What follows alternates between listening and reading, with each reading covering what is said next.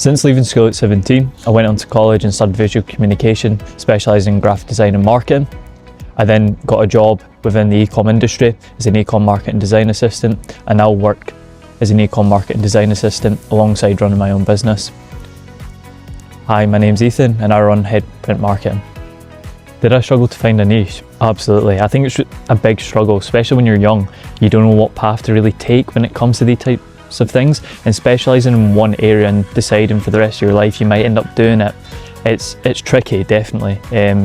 That's why I think it's always helpful to generalise your knowledge and figure out what you enjoy the most, and then once you figure out what you enjoy the most, you can specialise in it, because if you're enjoying it, you're naturally going to do better in it. Did I struggle when I started, or did I figure it out when I went along? A bit of both, to be honest with you. When I first started, as I said before, it was a bit of a struggle on what to specialise in. I had such a broad amount of skills within marketing and design work that I didn't really know exactly what to do. But I knew I wanted to be self-employed. I knew I wanted to run my own thing and be able to work whenever I want, wherever I want. And that flexibility kind of drove me into specialising more in the marketing sector through my ads and email marketing, driving revenue, hundreds of thousands of pounds into businesses. Was I scared to take the risk? Not overly, as I said before. As long as you're confident and comfortable within your skills and you know that your skill set can help a business grow, or you can grow your own business within your skill set, I think there's nothing really stopping you taking that jump in any manner. What mistake cost me the most time?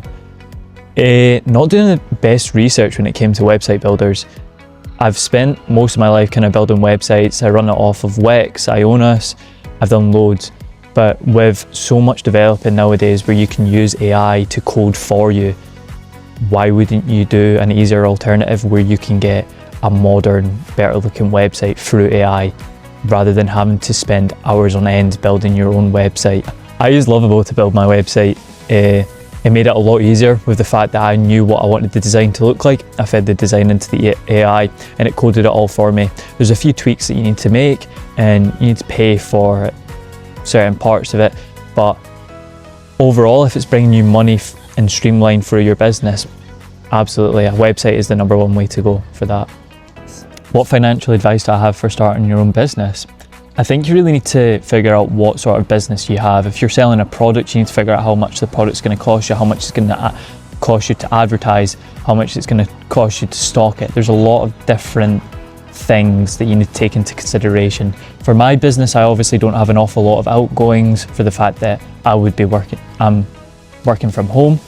I don't have to pay any employees or anything along the lines of that. I only have to pay myself and then the few outgoings that come along with the business. So you really need to break it down on a one-to-one thing, figure out your profit margins for every product, for every service, for every sort of thing that you're selling, and then move from there. How has entrepreneurship affected my personal life? I wouldn't really say it's actually affected an awful lot. I've always kind of done my own things on the side, had a little business running where I would do design or I would sell clothes. I would try many different ways when I was younger to make loads of money, which never set out. But now that I have my own business and I'm running it on the side of working full time, it can become quite overwhelming, but you need to be aware that that's just the commitment you're making, especially if you're working with people or clients. There's a commitment that you're making to fulfill these types of things. You need to be aware that there is factors within the matter that you actually do need to take time off as well. You need to look after yourself in that manner, but don't be lazy. That's the easiest way I can put it. If you've got 3 hours at night to be working, to be making more money, if that's what you're driven by, why are you not doing it? If I had one piece of advice to give a young entrepreneur, there's a lot to give. #1 is I would probably figure out exactly what you want to do. That's the main part. As soon as you knuckle down on what exactly you want to specialise in, sell, do, show as a service, provide as a service, that's when you can move on from there. And make sure you've got somewhat of a year to 3 year plan of where you want to be. Because as soon as you have somewhere to aspire and somewhere to achieve to, that's when you'll start pushing yourself and driving those hours into the business that it needs. Since leaving school at 17, I went on to college and studied visual communication, specialising in graphic design and marketing.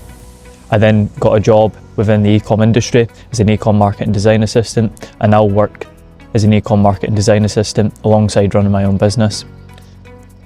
Hi, my name's Ethan and I run Headprint Marketing.